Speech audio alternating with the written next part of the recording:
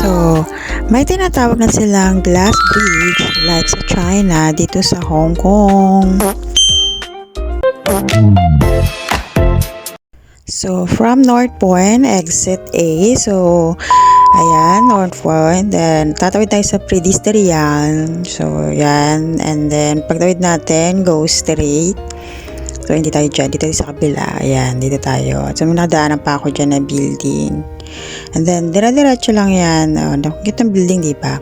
Tapos, yan. Pag na-reach natin dyan sa way na yan, so, sa right naman, dito sa kabila. Yan, straight pa rin yan dyan.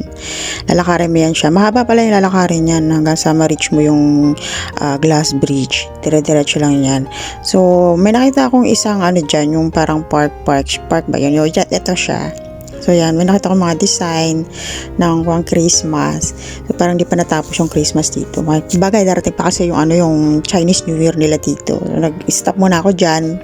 Pinicture-picturean ko. Nag-picture ako dyan. Nag-video, yan. So, ang cute ng mga, alam mo kapag may mga celebration dito, mga holiday, iba-iba yung mga design, sila, effortless talaga sila dito kasi nilalagyan nila ng iba't ibang design. Like yan, kagaya niya pag Christmas, may mga ganyang design. Tapos, pag mga,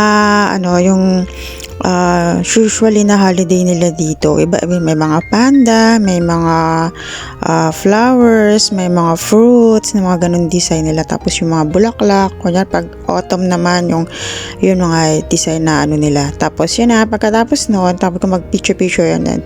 Tinuloy ko yung lakad hanggang makarating ko talaga yung, ayan, dito na siya. Narating ko na yung, mahaba-haba rin yung pila. Kasi marami din gustong mag-try. Then, may bawat siya.